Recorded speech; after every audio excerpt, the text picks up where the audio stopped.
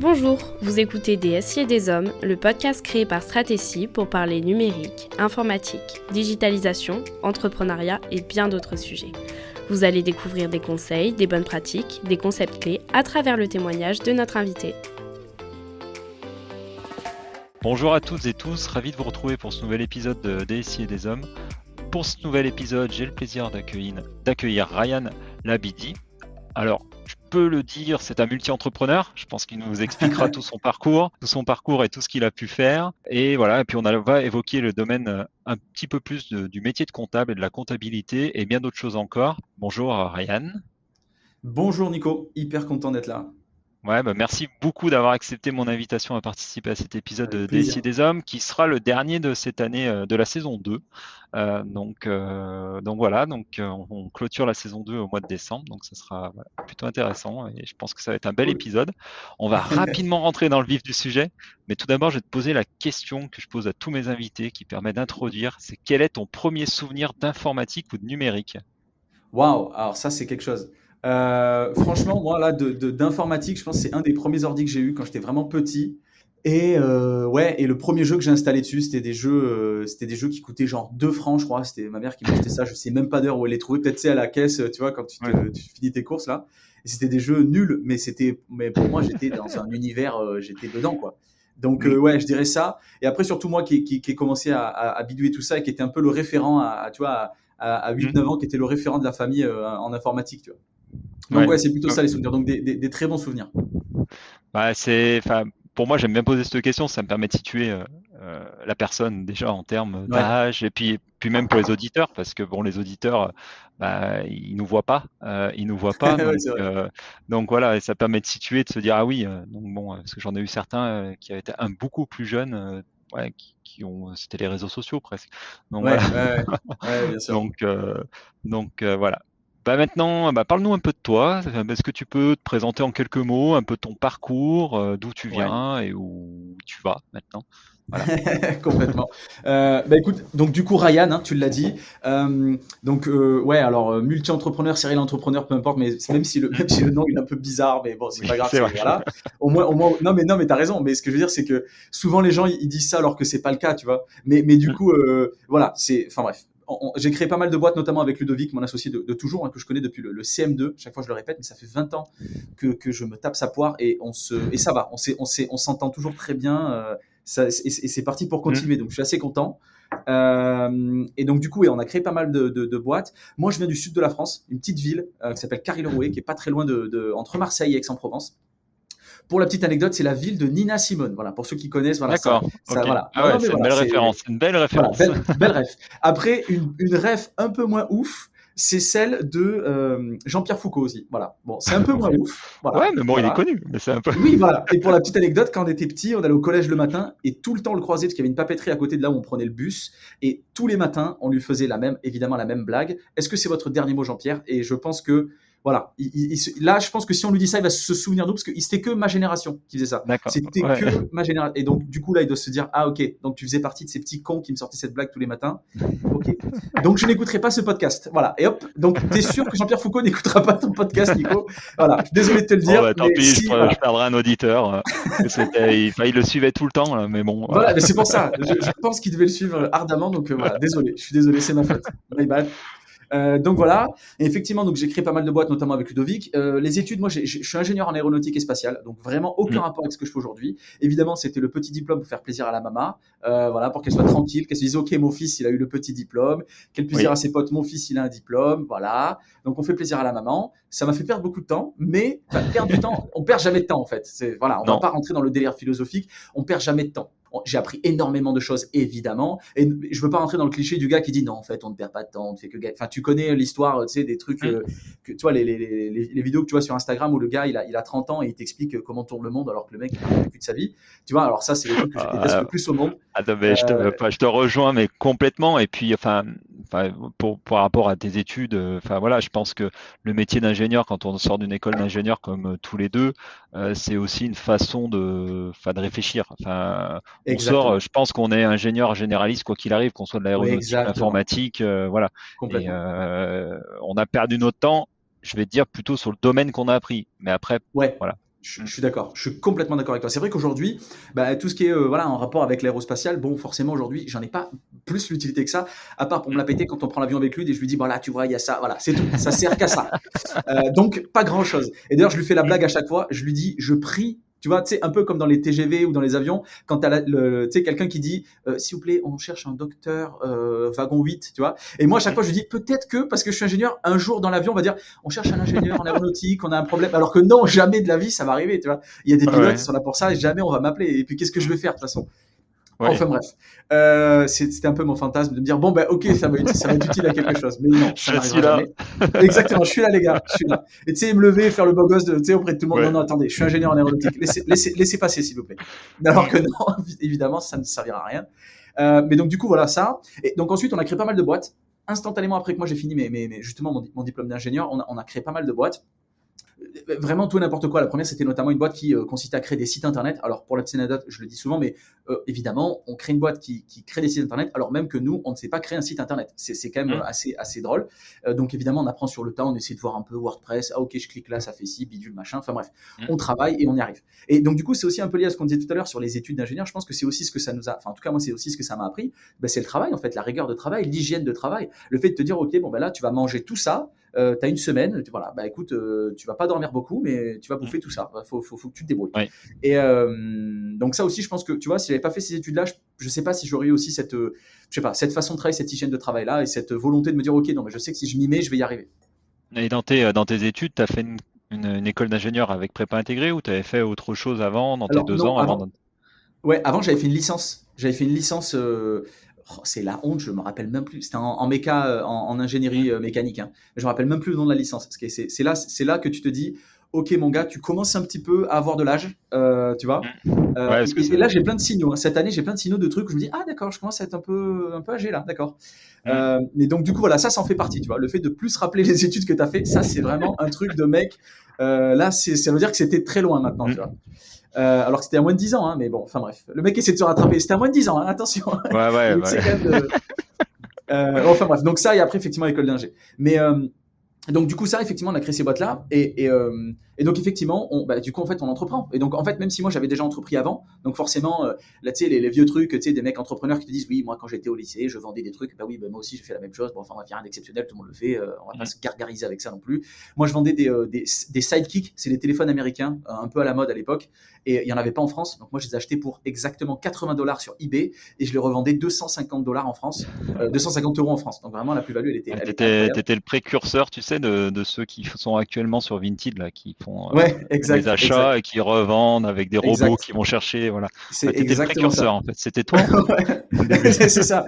Mais franchement, c'était abusé l'argent que je faisais. C'était un truc de fou. Que du liquide en plus. Donc voilà, si le fisc nous écoute, j'étais petit, j'étais jeune, je ne savais pas ce que je faisais. Et pareil, justement, après, j'avais créé aussi une autre boîte. Enfin bref, une boîte d'enchères inversée. Enfin bref, plein de choses. Pareil, là, la compta, c'était un grand délire. C'était une feuille, il y avait 4 lignes dessus de voilà, j'ai acheté 6, ça m'a coûté tant, je ne savais pas du tout comment ça marchait. Enfin bref. D'après ce que j'ai entendu dans un podcast auquel tu as participé, je crois que c'est le geek des chiffres, où tu disais que tu avais ton bloc-notes sur ton PC où tu mettais tout ça. Donc voilà. C'était vraiment, mais l'application bloc-notes, hein, tu vois, sur Windows, l'application bloc-notes, voilà. Et donc à la fin, c'est ça que j'ai envoyé moi, en fait, à la dame qui me harcelait par mail pour me dire, mais les chiffres, tout ça, voilà, madame, c'est ça. Et j'ai envoyé un truc avec 4 lignes et 4 chiffres à côté, quoi. C'est une honte. Et elle n'a pas cherché plus loin, elle s'est dit, ok, là, je suis tombé sur un idiot du village, je le laisse tranquille. Donc voilà, c'est peut-être aussi une technique à utiliser. Voilà, jouer à l'idiot du village, peut-être que ça marche. Sachant que je ne jouais pas, hein, j'étais vraiment l'idiot du village. C'était ma part. C'était pas, c'était vraiment, c'était ce que je pensais être la réalité. C'est ça. Donc ensuite, plus tard, donc je finis les études, donc je fais les études entre temps, je finis mes études, on crée une boîte avec Ludovic qui s'appelle Butter and Butter. On fait des sites internet, etc. Ça marche plutôt bien, on fait un peu d'argent, etc. Mais le but, évidemment, toujours pareil, c'était de générer de l'argent pour derrière créer de vrais business, de vraies idées. Et donc, entre-temps, effectivement, on parle notamment à un très bon ami à nous qui s'appelle Géraud, qui lui était donc à l'époque expert comptable mémorialiste. Alors, pour ceux qui ne connaissent pas, effectivement, quand tu veux devenir expert comptable, tu es expert comptable stagiaire et ensuite tu es expert comptable mémorialiste et puis ensuite tu es diplômé. Et donc, du coup, lui, il était mémorialiste à ce moment-là. Donc, il était en train de faire son mémoire de DEC, hein, donc de diplôme d'expertise comptable. Et effectivement, on échange avec lui en disant, mais quel business est-ce qu'on peut lancer dans la compta ? Qu'est-ce qu'il y a ? Toi qui es dedans, qu'est-ce qu'il y a ? et il nous dit voilà, il peut y avoir ci, il peut y avoir ça, etc. Et puis à un moment donné, il dit bah écoutez les gars, il y a le côté commercial, ils sont pas très bons commerciaux, on peut lancer un business là-dedans, ça peut être sympa. On dit ok, go, on y va. Et donc du coup, en se lançant là-dessus, on se dit ok, on a un peu d'argent pour aller chercher. Donc en fait, le but là, c'était on voulait créer une boîte qui mettait en relation entrepreneur et expert comptable. On voulait rationaliser, si tu veux, la recherche de son expert comptable. Donc en gros, ça veut dire que voilà, toi tu es entrepreneur, tu cherches ton expert comptable, tu vas pas juste prendre parce que 90% du temps, ça se fait par bouche à oreille. Et donc là, nous, le but, c'était de rationaliser tout ça. Dire, OK, moi, j'ai une startup, je veux de la proximité ou pas, je veux que ce soit en ligne ou pas, voilà, je veux que ce soit un mec qui soit spécialisé dans tel truc, etc. Bon, bref. Rationaliser la recherche de son expert comptable. Donc, on lance ce business-là. Le site, voilà, il est là, il fonctionne. Derrière, on se dit comment est-ce qu'on fait pour attraper les entrepreneurs et les experts comptables, parce que c'est vraiment c'est une marketplace. Bon, même si après on va pas rentrer dans la théorie des marketplaces, où tout est une marketplace à mes yeux maintenant que j'ai compris comment ça fonctionnait depuis 5-6 ans là. Mais enfin bref. Donc du coup là, c'est de te dire comment est-ce que je vais attraper les entrepreneurs, comment est-ce que je vais attraper des experts comptables. Les entrepreneurs, c'est très simple, Google Ads, voilà, on va faire un truc un peu classique. Et du coup on se dit ok, on n'a plus d'argent pour aller attraper les experts comptables. Donc, comment est-ce qu'on fait? Ce qu'on fait en fait, c'est qu'on s'est dit, on n'a pas d'argent, on va faire un truc gratuit, on va créer un réseau social pour aller, on va pas créer un réseau social, on va créer des pages sur les réseaux sociaux pour aller justement cibler ces gens-là. Et donc du coup à ce moment-là, on crée des réseaux sociaux, des pages sur les réseaux sociaux, et ces pages-là s'appellent vie de comptable, un peu comme vie de merde, mais pour les comptables. Où le but c'est évidemment d'aller toucher leur quotidien et faire en sorte qu'eux ils puissent raconter leur vie de tous les jours. Et accessoirement aussi cibler l'humour dans la compta, qui était vraiment un domaine qui n'était pas du tout ciblé. Et en fait c'est des humains, donc forcément ils aiment aussi l'humour. Donc on part sur ça, il se passe plein de choses, etc. Yapolo, qui était le nom justement de la structure qui met en relation entrepreneur et expert comptable, ne fonctionne pas du tout. Mais justement, Vite Comptable a pris, mais super rapidement. C'est-à-dire que pour te dire, en 10 jours, on avait 5000 personnes qui nous suivaient sur Facebook. Et donc à partir de là, on a commencé à itérer. Et là, après, ça a été un long chemin. Jusqu'à là où on est aujourd'hui en fait. Aujourd'hui, on en est à Apicab. Apicab, c'est encore une autre structure qui a été créée par-dessus Vite Comptable. Aujourd'hui, Vite Comptable, c'est plus de 200 000 personnes qui nous suivent sur toutes les différentes plateformes. C'est vraiment beaucoup de monde. C'est très connu du monde de la compta. Il y a à peu près deux tiers des experts des comptables de façon globale qui connaissent la marque Vite Comptable. Et du coup, on a créé Apicab. Apicab, c'est l'équivalent, pour faire très très simple, de Welcome to the Jungle dans le monde de la comptabilité. Et maintenant, ça c'est le premier chapitre. Et là, il y a un deuxième chapitre qui s'est écrit. Et c'est notamment la raison pour laquelle aujourd'hui, moi, je suis à Los Angeles, là. Il est 8h50 exactement du matin. Donc, du coup, et il pleut, très rarement, mais il pleut. Donc là, il pleuvote. Voilà, Los Angeles. Il fait beau à Saint-Étienne, si je préfère, voilà. Je préfère le dire comme ça. Le monde devient fou. Exactement. Non, mais voilà. Au moins, il y a une égalité dans le monde. Il pleut à un endroit, il fait beau à un autre. Non, mais c'est bien, tu as raison, parce que généralement, c'est pas forcément la folie chez nous en France, donc faut le souligner. Et donc du coup, ce qui se passe, c'est que entre temps, nous, alors on est prêt à Station F, etc. Je la fais courte. Station F, donc du coup, plus gros campus de start-up au monde, qui n'est pas un incubateur, c'est un campus de start-up.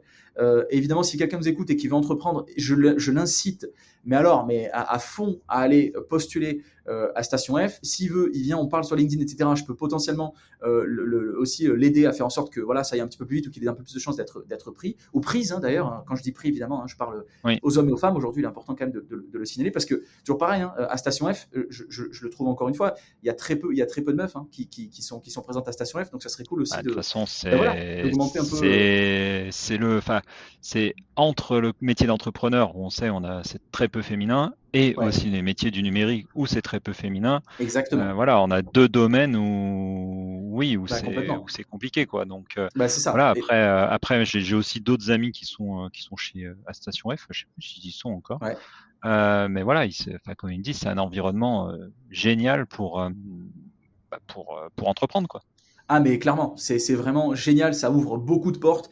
Il y a énormément de ce qu'on appelle des perks, donc des perks, c'est des avantages sur tout un tas de services propres aux startups. C'est bête, mais par exemple OVH ou Amazon Web Service pour héberger son site internet ou son service en ligne, tu as 10 000 € de crédit par exemple, 10 000 $ de crédit. Enfin, c'est bête, mais c'est des choses qui au début te donnent un coup de pouce assez intéressant. Enfin bref. Donc on est à Station F avec Apicab, ça se passe bien, on a fait une levée de fonds, on a une dizaine d'employés, la vie est belle. Et en fait, ce qui se passe, c'est qu'il y a le Covid. Et entre-temps, donc là, je parle du second chapitre. Et entre-temps, ce qui se passe, c'est que Covid, donc du coup, moi, je rentre chez moi, évidemment. Aucune raison de rester à Paris. Je rentre chez moi dans le sud de la France. Paris, c'est bien, mais quand même, on rentre quand même à la maison. Et ce qui se passe, c'est que du coup, en fait, on se rend compte avec Ludovic qu'on a un petit peu plus de temps. Alors évidemment, c'est toujours pareil. Quand t'es CEO de la boîte, forcément, tes salariés viennent te poser des questions, etc. Ce qui est normal. Je leur jette pas la pierre, c'est complètement normal. Mais ce que je veux dire, c'est que du coup, on a eu un peu plus de temps. Et donc, ce temps-là, nous, forcément, on a pu du coup donner notre attention sur d'autres sujets. Et ce qui se passe, c'est que moi, ce qui m'avait attiré à ce moment-là, j'avais vu pas mal de fois passer, notamment sur Instagram, la notion de NFT. Je me dis, ok, mais qu'est-ce que c'est que ce truc? Moi, j'ai raté clairement le wagon. En tout cas, je pensais avoir raté à ce moment-là. C'était en 2021. C'était vraiment janvier 2021. Je pensais avoir raté le wagon de la crypto, quoi. Tu vois, Bitcoin, etc. Je m'étais dit, ok, j'ai pas pris ce wagon-là. Bon, bah écoute, tant pis pour moi. Je suis nul, quoi. Voilà. Sauf qu'à ce moment-là, je me dis, ok, là, ce wagon-là, par contre, les NFT, je vais pas le rater. Et donc, du coup, on fait des sessions avec Ludovic où on se prend des week-ends entiers, vraiment 8-10 heures ensemble sur Google Meet, limite sans trop parler, quoi, à faire nos recherches chacun de notre côté, de temps en temps se dire, ah, j'ai découvert ci, j'ai fait ça, j'ai fait ci. Et on a dû faire 4-5 journées comme ça, de deep down dans le monde des NFT pour dire, ok, c'est quoi ce truc? Qu'est-ce que c'est? Et en fait, on commençait à comprendre de plus en plus. Et à un moment donné, moi, j'ai un déclic. Je me dis, ok, en fait, c'est ça. Ça, c'est ça. Voilà, je sais que c'est ça. Et donc, moi, je continue mon petit bonhomme de chemin de mon côté. Je rentre dans les NFT, j'achète des NFT. Et en fait, je tombe passionné littéralement de ce monde-là.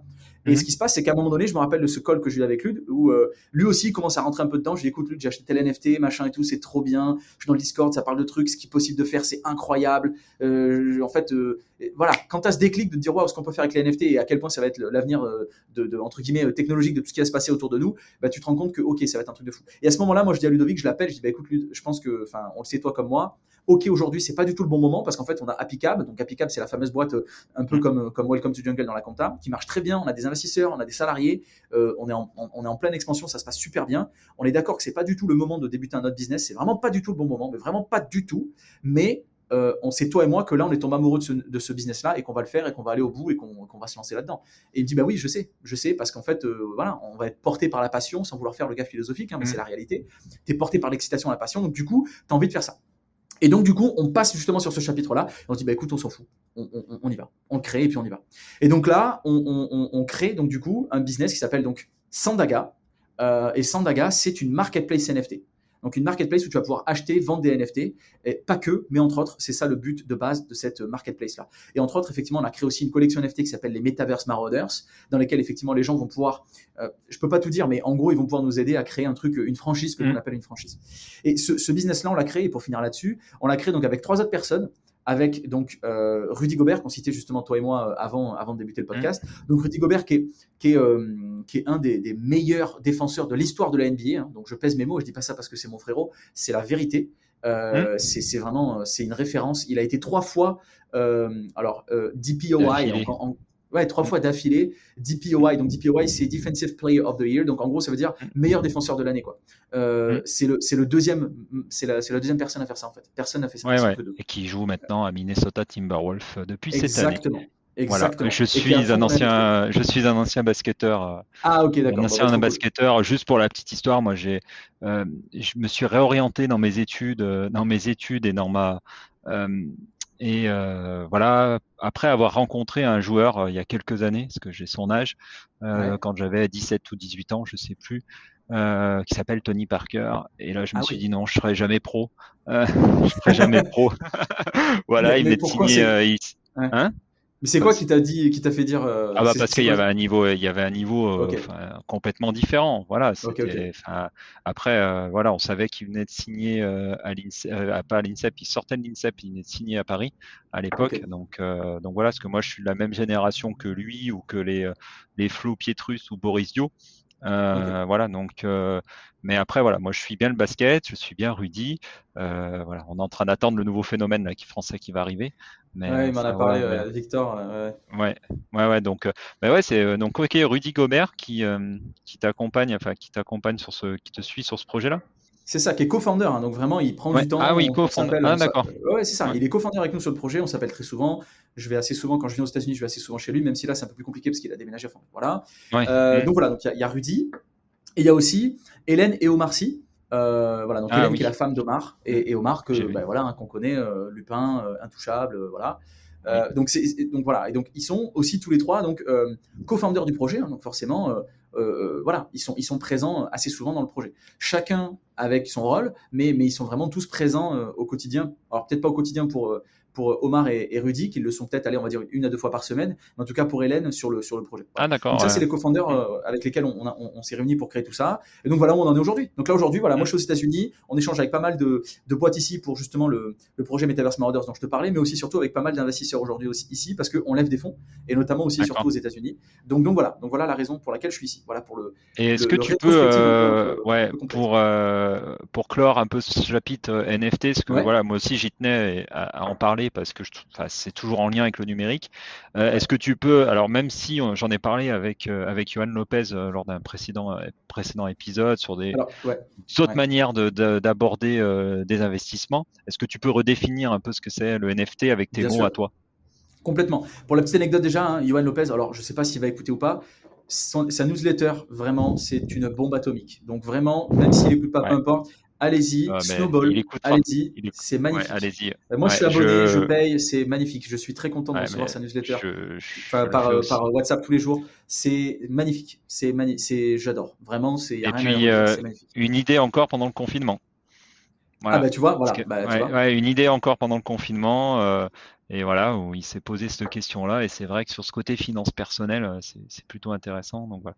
Allez, je te Bah, laisse c'est clair. expliquer avec tes mots la NFT, ce que c'est. Complètement. Alors, les NFT, comme j'essaie de l'expliquer à chaque fois aux gens qui, évidemment, m'entourent et qui se disent, mais qu'est-ce que c'est que ce truc avec des mots simples? NFT, alors, il y a 2 définitions. La première, effectivement, que j'aime bien citer en premier, c'est, en gros, les NFT viennent ajouter une notion de rareté sur tout ce qui était numérique. C'est-à-dire qu'aujourd'hui, voilà, on s'échangeait des photos. Enfin, il n'y avait rien de rare. C'est-à-dire dans le sens où on pouvait le dupliquer à l'infini. Aujourd'hui, sur son ordi, on fait dupliquer, on peut recopier, machin, etc. On peut l'envoyer à qui on veut. On peut faire ce qu'on veut de tous les fichiers qu'il y a sur notre ordinateur. Et en fait, les NFT ajoutent cette notion d'unicité, de rareté aux éléments qu'on peut avoir sur un ordi. Et c'est en fait ce qui dit, c'était exactement ce qui va créer de la valeur. Aujourd'hui, ce qui crée de la valeur, c'est parce que quand tu as une voiture, bah, tu peux pas la dupliquer. Si aujourd'hui, dans la réalité, on était Doctor Strange et qu'on pouvait dupliquer à l'infini des voitures, bah, en fait, la voiture, elle n'a plus aucune valeur parce qu'en fait, on s'en fout. Et là, aujourd'hui, c'était la même chose avant dans le numérique. Aujourd'hui, ça n'est plus le cas. On a réussi à créer quelque chose qui n'est plus duplicable. Et donc, du coup, bah, ça a de la valeur puisqu'on ne peut plus le dupliquer. Donc, c'est rare. Première définition. Et la deuxième définition, effectivement, c'est les NFT, c'est vraiment un contrat d'authenticité. C'est-à-dire qu'en fait, on a, nous, un contrat qui nous dit, OK, ce NFT-là, cette chose-là, quoi que ça puisse être, hein, un NFT, ça peut être tout et n'importe quoi. Ça peut être du texte, ça peut être une photo, ça peut être une image, ça peut être une musique, tout ce qu'on peut imaginer, tout ce qu'on peut imaginer avoir sur un ordinateur, peu importe ce que ça peut être un NFT. Et même dans le monde réel, tout peut être un NFT en réalité. Mais là, on ne va pas commencer à embrouiller les gens avec ça. Mais admettons qu'on reste sur cette définition-là. Et le NFT, c'est juste un certificat d'authenticité, un certificat de propriété qui dit, voilà, ce truc-là m'appartient. Et donc, pour que les gens comprennent, c'est pour ça aussi aujourd'hui que tous les NFT qu'on peut voir, alors tout le monde connaît ces fameux singes qu'ils ont pu voir notamment sur Instagram, sur TikTok, etc., qui ont fait le buzz il y a encore 6 ou 8 mois de ça. C'est des Bored Ape. Et pourquoi est-ce que ça a fonctionné? C'est notamment parce qu'il y avait cet effet de rareté. Il y en a 10 000. Il y a plein de stars qui en ont acheté, etc. Enfin bref, il y a eu tout un tas de choses qui se sont créées autour de tout ça. Mais c'est ce qui a créé justement la rareté de cette chose-là. Et pour juste prendre cet exemple-là des Bored Ape, ça a été le cas pour tous les autres, ce qui se passe avec les Bored Ape, par exemple, c'est que il y avait de l'utilité aussi. C'est-à-dire qu'en fait, quand on avait le Bored Ape, on n'avait pas juste une image. Les gens ils disaient, ah oui, moi j'ai copié-collé ton image, moi je l'ai, etc. Bon, ok, c'est super, t'es content, t'es un rigolo, c'est top. Mais l'utilité qu'il y a derrière, toi, tu ne l'as pas. Ceux qui l'ont, ce sont ceux qui détiennent le NFT. Et les utilités, pour le faire rapidement, les utilités qu'il y avait derrière, c'était par exemple, à un moment donné, ils ont offert d'autres NFT qui eux aussi avaient beaucoup de valeur, donc des NFT qui valaient 50, 60 000 $. Et aussi, ils ont fait ce qu'on appelle un airdrop de ApeCoin. Le ApeCoin, c'était donc du coup leur currency, leur devise à eux. Et ils ont, à un moment donné, airdroppé à tous ceux qui détenaient un Bored Ape.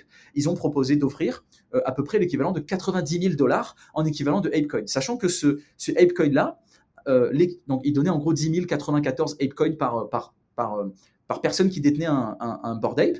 Mais ensuite, dans le temps, quasiment un mois après, ces 10 000 ApeCoin, au moment où ils ont été donnés, ils valaient 90 000. Un mois après, ou un petit peu moins, ils valaient 225 000 $. C'est vous dire, c'est pas rien. Je veux dire, il y a de l'utilité. Les gens disent, ouais, c'est du vent, c'est du truc, c'est du machin. Non, il y a de l'utilité. Eux, c'est l'utilité qu'ils ont choisi de donner. Ils ont choisi de donner des NFT, ils ont choisi de donner des ApeCoin, etc., etc. Ok, il y en a d'autres qui vont choisir de donner d'autres utilités.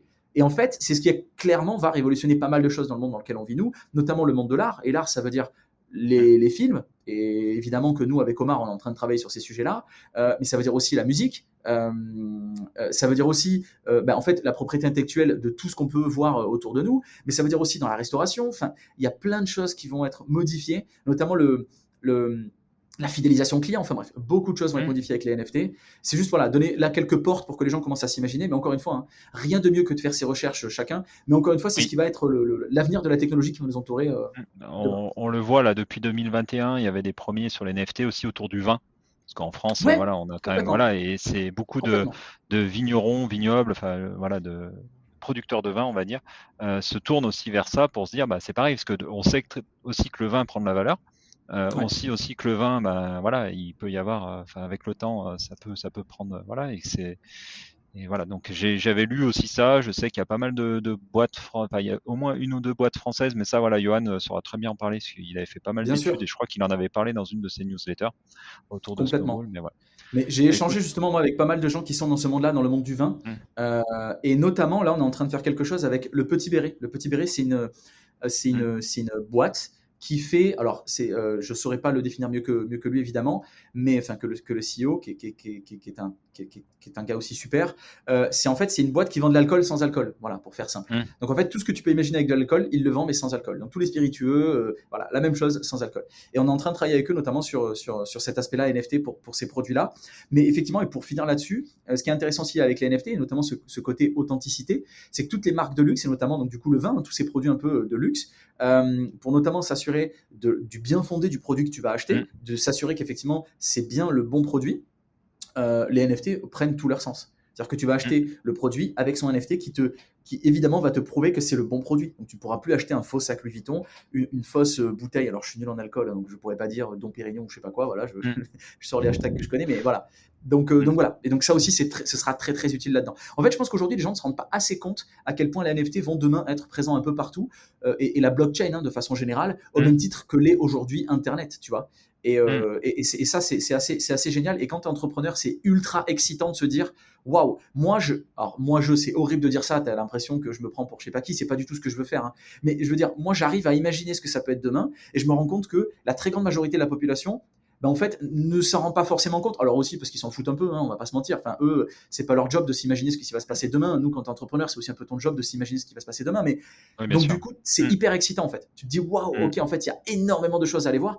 Et quand tu vois même que des grosses boîtes qui, pour elles, normalement, c'est censé être le taf voilà, d'innover, etc. Elles se disent oh non, mais ça, cette technologie-là, en fait, ça va être nul, on s'en fout, etc. Ben, c'est encore plus excitant. oui, et puis c'est ce que Donc tu voilà, dis, c'est du blockchain. La blockchain, il y a différentes utilités, enfin différents outils qui vont être utilisés. Il y a ouais, la crypto qui complètement, en a un exemple, il y a la NFT qui exact. en a d'autres, et on en a d'autres qui vont arriver. Ah, il y Mais en a tout un voilà, tas, exactement. voilà, il y en a tout un tas, et c'est ce qui va être fait de la blockchain qui va être intéressant à Complètement, suivre. À suivre parce complètement. qu'on ne sait pas pour l'instant les cryptos, on ne sait pas trop ce que ça va devenir parce que il y a, il y a quand même des aspects légaux qui commencent à arriver, donc voilà, qui floutent un petit peu Bien tout sûr, ça. bien Le sûr. NFT, c'est différent parce qu'on rentre aussi peut-être dans des choses qui peuvent protéger l'art au sens large du terme, parce que ce que tu as cité, hein, tu as cité des films, Complètement. de la musique, des œuvres d'art, parce qu'aussi on Bien peut sûr, acheter en NFT des œuvres d'art, complètement. voilà, et des choses qui sont de notre patrimoine et qui vont les protéger et peut-être aussi rémunérer différemment certaines personnes, quoi, parce qu'un Totalement. un vendeur de vin, il faut qu'il trouve aussi comment se diversifier. Ça va pas lui permettre de se diversifier aussi. Très Donc clairement. voilà. Et pour rebondir sur ce que tu dis, et ça aussi, je pense que c'est un super exemple, notamment pour le côté artistique. C'est-à-dire Mm, qu'aujourd'hui, alors je prends toujours ce même exemple, hein, tu es un artiste, tu vends une œuvre 1 000 euros. Cette œuvre ensuite, parce que toi tu es un peu plus connu ou peu importe, admettons, mm, je sais pas, il t'arrive de mourir, enfin, tu vois, c'est horrible, hein, mais les œuvres coûtent 20 000 fois plus cher parce que le gars est mort ou la meuf, enfin bref. mm, Donc du coup, ce qui se passe là, c'est qu'en fait, avec les NFT, quand ton œuvre que toi tu as créée en tant que créateur est vendue ensuite sur le marché secondaire, donc du coup est revendue mm, voilà, sur le marché de l'occasion, en tout cas du marché secondaire, parce qu'il n'y a pas d'occasion dans les NFT, hein, il n'y a mm. pas d'usure, mais enfin bref. Ce qui se passe, c'est que tu as des royalties, et ces royalties-là, ils sont payés à chaque fois une nouvelle vente est faite. Donc toi, tu D'accord. crées une œuvre, dans la Mm, journée, elle est vendue 15 fois, bah, tu vas prendre 15 fois les royalties sur le montant qu'a été vendu ton œuvre. Donc elle est d'accord. vendue 15 fois 1 000 euros, mais si toi c'est 10%, tu vas à chaque fois prendre tes 100 balles à chaque fois. Donc en fait, tu as pris 1 500 € dans la Mm, journée. Donc plus cher ouais, que les 1 000 € que tu as vendu l'œuvre. Enfin bref, ouais. c'est Donc aussi ouais. hyper intéressant pour les artistes et je pense que ça va révolutionner aussi c'est horrible de dire ça, mais leur business model en soi, tu vois. Oui, oui, de toute façon, leur business model a été mis à mal, entre le Covid, entre les arrivées de toutes les plateformes. Bah oui, Voilà, enfin, y a un changement, enfin on le sait, on parle toujours du monde d'après depuis le Covid, mais il y a tout un tas de changements qui vont se faire. Les méthodes de consommation sont différentes aussi. Ouais. On a ces débats-là hein, sur les œuvres, sur le prochain Black Panther par exemple avec Disney qui ne Ouais. voulait pas le sortir en France. Alors je parle de la France, je me rappelle plus si c'était ailleurs, parce qu'il y a la règle comme quoi, enfin le sortir au cinéma en France, il y a la règle comme quoi ils n'ont pas le droit de le sortir sur la plateforme, Exact. sur une autre plateforme 17 mois après, il me semble.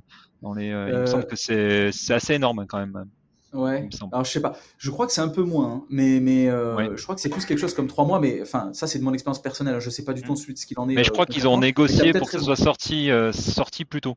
Il me Ok, semble quand même. ok. Voilà, Parce ils que ont, c'est ils vrai ont quand même qu'ici, négocié. Mm. ok, parce que c'est vrai qu'ici aux États-Unis c'est un truc de fou. C'est-à-dire que là, tu as un film qui sort au cinéma, il est automatiquement disponible sur Apple TV. Oui. Enfin, moi en tant que Français, quand je vois ça, je me dis mais je comprends pas en fait. Du coup, tu vois, c'est un truc de fou. Donc oui, oui, Ouais, donc, effectivement, effectivement. donc voilà, donc c'est vrai que le monde change, le monde change. Il y a les NFT, mais voilà, on va aussi reparler de Ouais, de ta première, enfin une de tes premières ouais, activités autour complètement. de vide comptable et applicable, parce que aussi ce métier-là doit évoluer, doit changer. Ouais. Euh, t'en as bien parlé lors du podcast avec Cédric Watine de Outils Mhm. du Manager sur ses difficultés à recruter. Alors, Ouais, beaucoup diraient, mais il n'y a pas que le métier de comptable. ouais, C'est un peu général en France. ouais. Mais voilà, on sait que c'est un métier qui doit peut-être évoluer. Mais déjà, moi, pourquoi être tombé dans ce monde de la comptabilité? Enfin, t'en as un peu parlé, alors que tu Ouais. ne te prédestinais pas Ah du oui, tout à ça, quoi. Voilà, clairement donc, pas, clairement hmm, pas, clairement pas. Et effectivement, ouais, c'est intéressant. Alors justement, pour revenir aussi sur, parce que c'est vrai que là on a parlé surtout beaucoup d'NFT à la fin, mais hmm, pour que tout le monde comprenne, c'est qu'effectivement, nous là aujourd'hui, moi je suis CEO des deux boîtes, donc de hmm, Appicab et de Sandaga. Et effectivement, j'ai la chance d'avoir trouvé quelqu'un d'extraordinaire sur Appicab, en la personne d'Emmanuel, avec laquelle tu as eu la chance d'échanger. hmm. Emmanuel, c'est une personne extraordinaire qui, en réalité, même si elle veut pas que je lui donne ce titre-là, elle est co-CEO en fait d'Appicab avec moi. C'est elle qui gère tout et de façon, alors c'est incroyable, hein, mais vraiment, elle le fait 1000 fois mieux que moi, quoi. Mais vraiment 1000 fois Hmm. mieux que moi. Donc du coup, j'ai cette chance-là, voilà, même pour que les gens se disent, mais attends, du coup, il est un peu sur les deux, il fait un peu n'importe quoi. Non, elle est vraiment à Oui, fond il là-dessus, se elle m'aide disperse. énormément. Hmm. Et ouais, c'est ça, Ouais, mais exactement. parce que tu es bien organisé, tu as bien su déléguer. Ouais, grâce à Emmanuel. Franchement, moi, je suis pas super bien organisé. C'est Emmanuel qui me gère tout, qui me fait les bonnes réunions au bon moment, qui me dit les bons trucs au bon moment. Et du coup, en fait, c'est tellement plus simple de gérer Appicap comme ça. Hmm. Et je vais te dire, on avance plus vite sur Appicap que ce qu'on avançait avant, alors que j'ai moins de temps à y donner. Enfin, c'est magnifique, mais c'est toujours Hmm. pareil. All glory to Emmanuel. Je ne cesse de le dire tous les jours, mais je le répète. Donc, ce qui se passe, c'est qu'effectivement, voilà. Et donc, comment est-ce que je suis tombé dedans? Ouais, effectivement. Donc, en fait, on avait un pote, très bon pote à moi, hein, que je connais depuis le lycée, qui du coup, lui, était expert comptable mémorialiste à l'époque. Et donc, du coup, on échange parce que on est potes, quoi. Donc, du coup, on se voit assez souvent. Et donc, on commence à parler de business, on commence à parler de tout ça. Et lui, il nous dit, bah voilà, les gars, moi, écoutez, je suis expert comptable mémorialiste. Je peux aussi, à côté, trouver du temps pour créer des business parce que moi aussi, j'ai envie de créer des business. Parlons-en. Et donc, du coup, c'est là qu'on commence à le questionner en lui disant, mais attends, mais le monde de la compta, là, il n'y a pas un truc à faire. J'ai l'impression que tout le monde s'en fout de ce monde-là. C'est un truc qui n'est pas forcément sexy pour les entrepreneurs. Dis-nous s'il y a des trucs à faire, nous, on y va. Et donc on échange, et c'est là qu'il nous dit justement, bah, les gars, en fait, ils sont pas très bons commerciaux, quoi. Donc ils ont un peu la flemme, parce qu'il faut savoir aussi que dans le monde de la compta, faire des clients, c'est pas le plus compliqué, aussi incroyable que ça puisse paraître. Alors peut-être qu'il y a des experts Hmm. comptables qui vont m'entendre et qui vont me dire, non, Coco, là, tu racontes n'importe quoi. Donc évidemment, il n'y a pas de généralité, mais dans la plupart des cas, quand tu parles à un expert comptable, il va te dire, non, les clients, ça va, ça arrive, les gens, ils viennent toquer à notre porte, parce que, bon, bah, évidemment, il y a aussi ce côté légal. Tu crées une entreprise, bah, forcément, tu es obligé d'avoir un expert comptable. C'est comme ça, Hmm. c'est une Oui, obligation. c'est comme ça. Donc forcément, ça aide, tu vois. Et ce qui est, bon, je ne dis pas si c'est une bonne ou une mauvaise chose, mais en tout cas, c'est comme ça. Donc du coup, forcément, ça aide. Et donc ça, c'est pas forcément un problème. Par contre, effectivement, et pour revenir un peu aussi sur ce qu'on disait tout à l'heure, par contre, ils ont d'énormes problèmes pour recruter. Et ça, c'est lié aussi Hmm. un peu à ce que je disais tout à l'heure, c'est qu'aujourd'hui, alors c'est horrible, moi je leur dis comme ça très frontalement, mais et c'est pas un reproche. Maintenant, il faut juste savoir où le bas blesse pour justement réussir à le soigner et justement faire en sorte que demain ça aille mieux. Mais aujourd'hui, au moment du post-bac, donc quand tu es en terminale, au moment des vœux post-bac va dire ouais compta, ouais moi compta. Bah, très peu de monde, franchement. C'est pas Hmm. t'as pas envie, quoi. T'as pas envie. Je veux dire, je sais pas si toi et moi là maintenant on se remet dans la peau. Tu vois, quand on avait 17-18 ans, on était au lycée, et on se dit ok, choix post-bac. Jamais de la vie, moi je Hmm. mets compta. Jamais de la vie. Oui. Ah, je Tu te vois? rejoins. Il y a ce côté mauvaise image aussi du comptable qu'on a C'est ça. C'est une histoire à d'image. tort, voilà, Bien sûr, à tort. mais Alors, plus qu'à tort, ouais, bien et sûr. je t'avais, enfin, tu le citais dans Outils du manager, mais aussi sur ma vie de comptable. Je pense que Mais bien enfin, sûr, il y a les clichés, il y a les clichés, on mais bien retrouve les sûr, clichés. On a les blagues de complètement. geek, il y a les blagues de comptable aussi, hein, donc Très clairement, mais c'est voilà. clairement ça. Mm, C'est à chaque fois les mêmes choses qui reviennent. Et en fait, ce qui était assez intéressant pour nous, c'est que nous, on vient du coup d'un monde qui est pas du tout la compta. On rentre dans ce monde-là avec les a priori que tout le monde a du monde de la compta. Hein. Donc forcément, c'est des gens ennuyeux. Ils ont tous 60 piges, ils ont tous des lunettes, ils savent pas s'amuser, etc. Et puis en fait, tu arrives très vite et tu te rends compte que, ben, évidemment, comme tous les clichés qu'on peut avoir sur mm, tous les types de population, ben, à chaque fois, c'est n'importe quoi. mm. T'arrives, c'est des gens qui sont comme tout le monde, voire même plus drôles que certains autres Oui, trucs. Enfin, je veux dire, moi, j'ai été ingénieur. Franchement, les comptables, ils sont beaucoup plus drôles, quoi. Franchement, ils ont de l'autodérision, ça parle, ça rigole, c'est hyper bien. ouais. Et au-delà de ça, j'ai appris aussi que leur métier, c'était quelque chose d'extraordinaire. Enfin, quand tu es entrepreneur et que tu es ultra curieux à chaque fois de te dire, mais ça marche comment? Parce qu'en Mm, fait, un entrepreneur, c'est ça. C'est à chaque fois que je vois un truc, moi, et en plus, alors c'est horrible, tu sais, là, j'ai l'impression de faire le truc, tu sais, de se vendre un peu à la Steve Jobs. Alors, ce qui est pas du tout le cas. Moi, je suis quelqu'un de normal, on s'en fout complètement. Mais c'est que, tu sais, depuis que je suis petit, quand je vois des pubs, des trucs, je me dis, mais ça marche comment ce truc-là? Tu sais, quand je vois des trucs à la télé, je dis, ok, donc ça c'est du lait. Ok, mais c'est quoi? Comment ça marche le lait? Comment ils me la mettent dans cette brique? Il se passe quoi du moment où la vache, elle sort du lait et ça arrive dans cette brique? Et moi, c'est toujours des questions oui. que j'ai aimé répondre, me dire, mais ça marche comment, tu vois? Et plus tu grandis, plus tu as les réponses. Parce que quand t'es Mm, petit, t'as l'impression qu'il y a un mec qui traite la vache dans une brique et puis il la referme et puis il te la donne. Non, évidemment, ça marche pas comme ça. Et en fait, ce qui est trop cool dans le métier d'entrepreneur et ce que je trouve ultra passionnant, c'est qu'en fait, tu as la réponse à tout ça. L'expert comptable notamment, il a une centaine de clients, voire des milliers de clients pour les plus grands et les plus gros. Et ce qui se passe, c'est que, en fait, ils ont les réponses à toutes ces questions. Ils vont dans le détail de ce qui se passe dans chacun de ces différents business. Et ils ont des business qui sont, mais qui partent du maçon et qui arrivent à la start-up. Enfin, il y a de tout. Et ça, c'est hyper passionnant. Donc forcément, c'est un truc qui, si on me l'avait vendu comme ça, à l'époque post-bac, je dis pas que j'aurais choisi, mais en tout cas, ça m'aurait titillé. Je me serais dit, ah ok, ça par contre, ça m'intéresse cet aspect-là. mm. Non, non, mais enfin, je trouve que c'est intéressant parce que, enfin, enfin, d'un côté avec Applicable ou ma vie de comptable, parce que bon, ils sont quand même Ouais, complètement. intimement liés, et je trouve que tu combats ces Ben ouais, clichés-là, ouais, de la mauvaise image, alors que peut avoir aussi le côté un peu geek, hein. Je pense qu'on peut ouais, le retrouver, complètement. Je suis d'accord.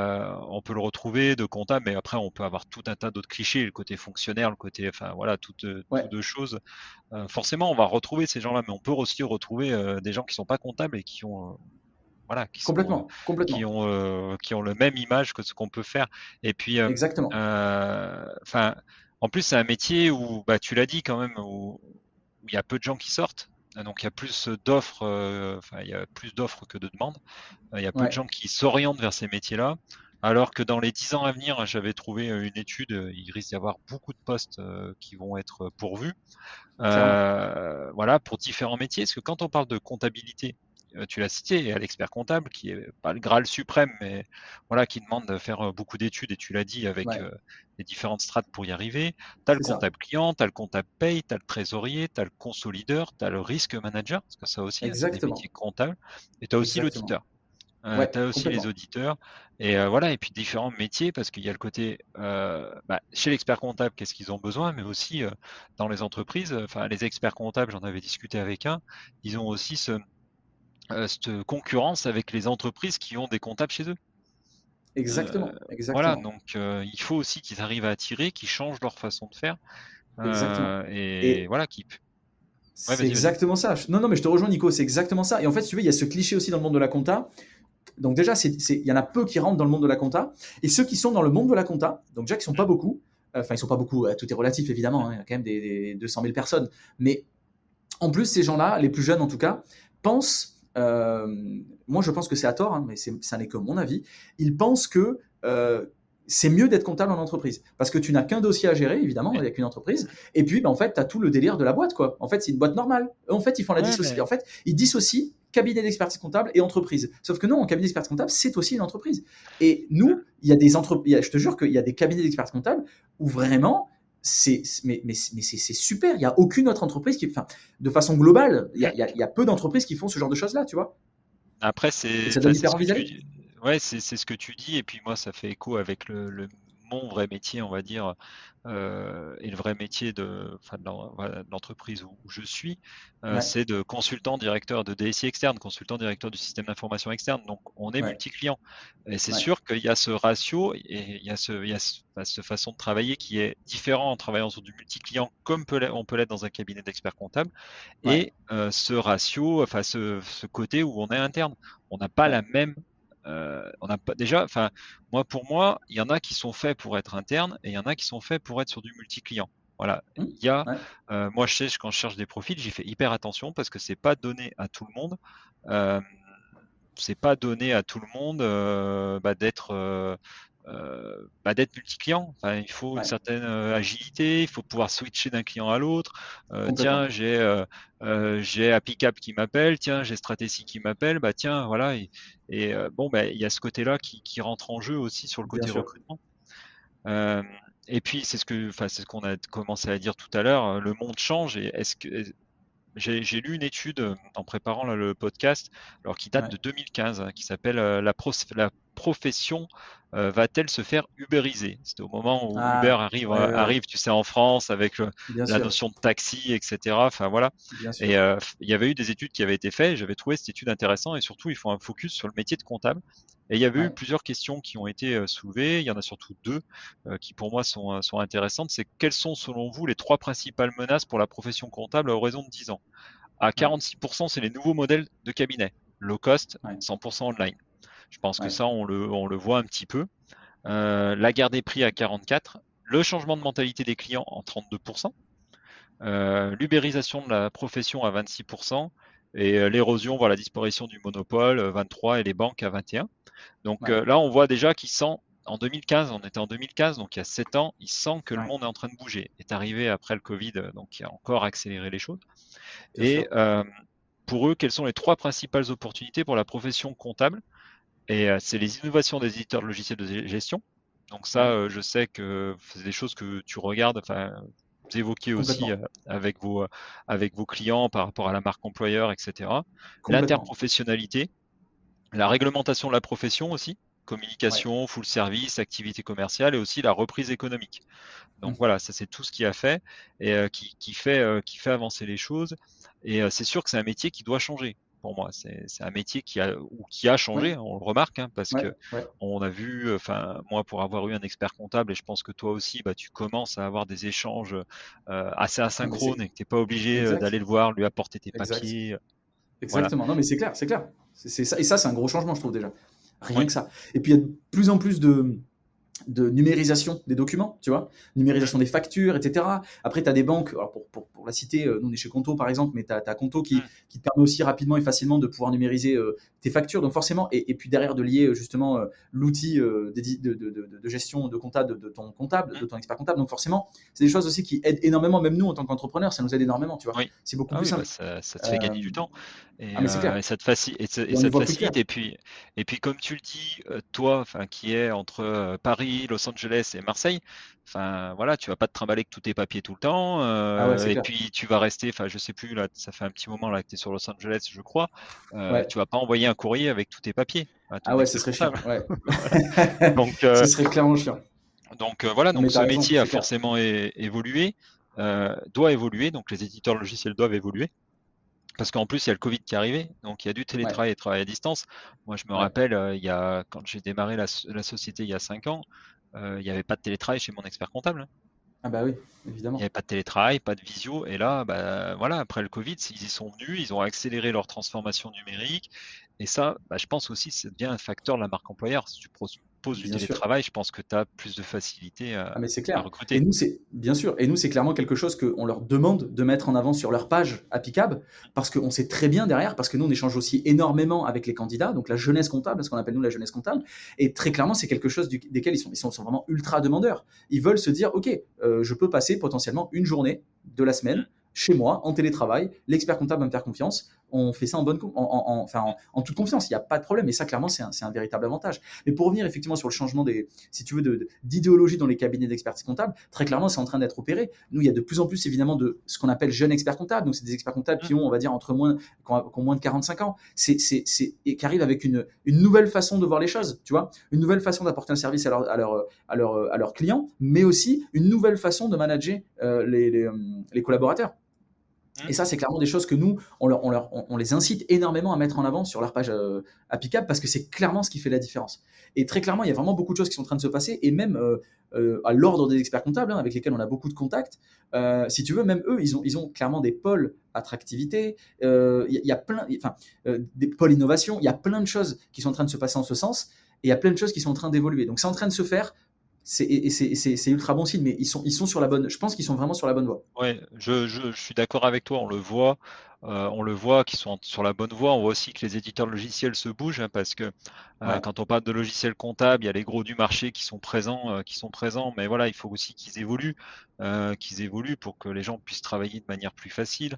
Parce qu'on était souvent encore, alors sans rentrer dans la technique, sur des clients lourds, c'est-à-dire installés sur le poste, qui étaient difficiles à travailler à distance. Après, il y avait des méthodes, hein, pour le faire, mais voilà, on sait que quand on passe sur du client web, c'est beaucoup plus simple, c'est beaucoup plus facile pour tout le monde, voilà. Et puis leur enjeu, ça va être maintenant de garder cette proximité qu'ils ont avec leurs clients, même à distance, parce que c'est ça, voilà, on se voit moins, parce que maintenant mon expert comptable, même s'il a son cabinet à Saint-Étienne, il peut être à Marseille, parce que c'est plus simple, parce qu'il a trouvé une bonne offre et un bon emploi via Appicab, voilà.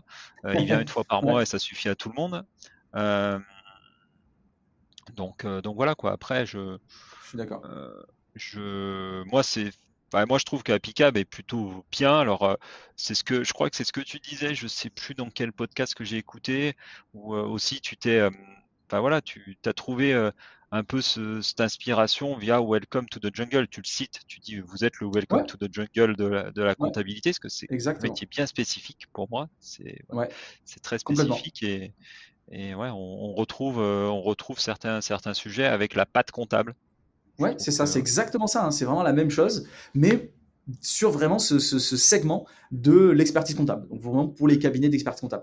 Et pour finir là-dessus, peut-être, c'est vraiment, on a de plus en plus de clients sur Appicab, et de plus en plus de clients qui comprennent ce qu'on fait. La plupart, en fait, ils venaient avec un besoin, parce qu'effectivement, on en revient, mais ils ont des besoins absolument hallucinants, en fait, en collaborateur comptable, enfin bref, en recrutement. Mais c'est vraiment incroyable, hein. C'est-à-dire que vraiment aujourd'hui, moi, si j'avais un enfant qui savait pas quoi faire, je dirais écoute, en fait, va faire de la compta, parce que c'est sûr que tu vas avoir du métier, tu vas avoir du travail demain. C'est un métier qui recrute, mais vraiment tout le temps.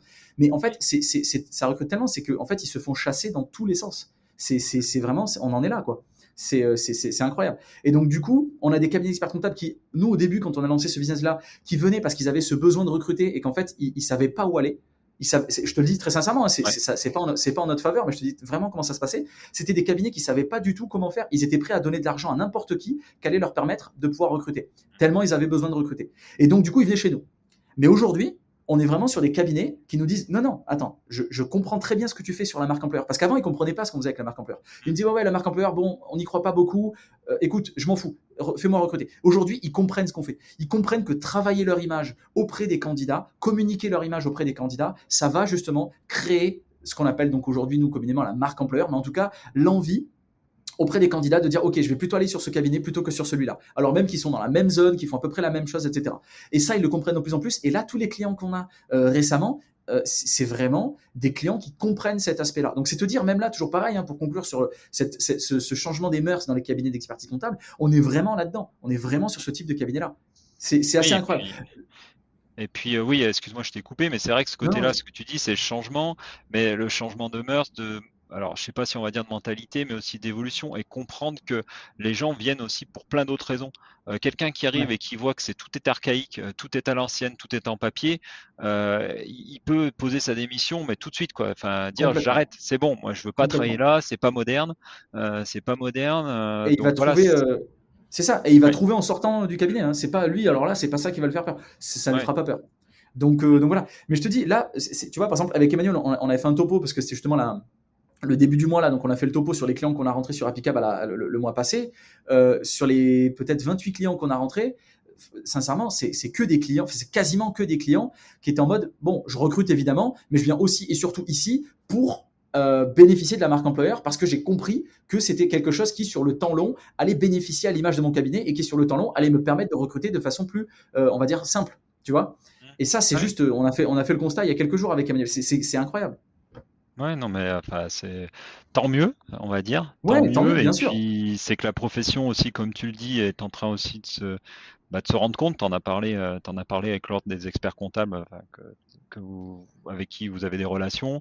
Voilà, Ouais, c'est en train d'évoluer, de mentalité, et puis de se dire voilà, il faut complètement. qu'on attire aussi les jeunes. Et c'est un travail qui, voilà, il faut aussi dire voilà, c'est aller chercher aussi les écoles, aller chercher, enfin.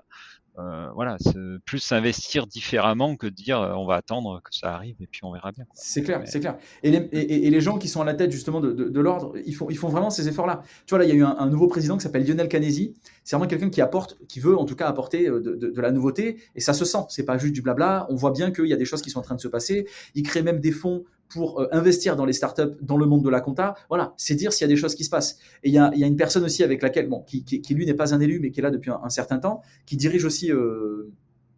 Alors d'une autre façon, parce que tu sais, c'est des élus, etc. Mais c'est Eric Fergella qui est lui aussi depuis un moment alors des experts comptables, qui est un gars aussi qui est là pour faire avancer les choses. Et moi, je te le dis, c'est des gens avec qui j'ai échangé, c'est vraiment, ils veulent vraiment faire avancer les choses. Et on le voit, nous on voit qu'il y a des choses qui se passent, c'est pas juste du blabla, il y a des choses qui se passent. Donc forcément, pour finir là-dessus, effectivement, il se passe plein de choses et c'est hyper intéressant. Je pense qu'ils sont vraiment sur la bonne voie encore une fois. oui, et ça bah, je te rejoins. Et puis voilà, l'idée c'est aussi que si l'ordre d'experts comptables enfin, veut évoluer, ils vont pouvoir faire pression aussi sur les éditeurs de logiciels, ils vont pouvoir faire. C'est Enfin, clair, voilà, c'est tout ça. Et après, voilà. c'est clair. Euh, Pour clore un peu ce podcast, j'aime bien terminer par une touche un petit peu d'humain, on va dire, sur parler un peu Ouais, plus de l'homme, parce que bah, DSI et des hommes, derrière toutes nos entreprises du numérique, voilà, il y a des hommes. Est-ce que ouais. tu pourrais nous parler d'un de tes échecs, difficultés, doutes, et quels enseignements tu as pu en tirer? Alors ouais, mais ouais, OK, mais bien sûr, mais en fait, il y en a tous les jours, tout le temps, donc c'est dur d'en trouver un en particulier, quoi. Franchement, c'est tous les jours, tout le temps, hein.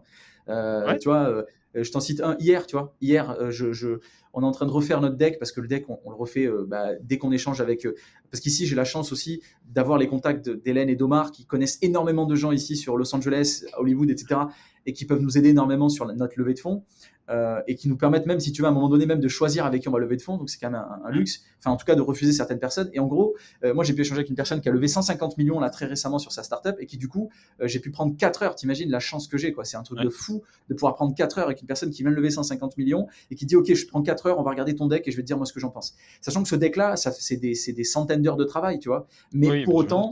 autant, cette personne qui est une meuf qui est géniale, elle s'appelle Angela, sa boîte est géniale, elle permet, je le fais rapidement, mais elle permet si tu veux, elle vend de la nourriture pour les enfants, enfin les bébés si tu veux, pour leurs 1000 premiers jours, mais c'est basé aussi sur des algorithmes qui vont aller voir ce dont ont besoin les enfants en fonction de plein de paramètres. Enfin bref, c'est Mmh. hyper précis, hyper intelligent, et elle est en train de tout massacrer, c'est juste génial, elle le mérite parce que c'est une entrepreneuse de génie. Et en gros, elle nous a aidé pendant 4 heures à faire ça. Et en fait, si tu veux, pendant 4 heures, elle m'a appris la life, quoi, tu vois. Elle m'a appris la vie. C'est-à-dire qu'en fait, elle m'a dit bon Coco, écoute, mais hyper gentiment. Elle l'a pas dit comme, enfin, Oui.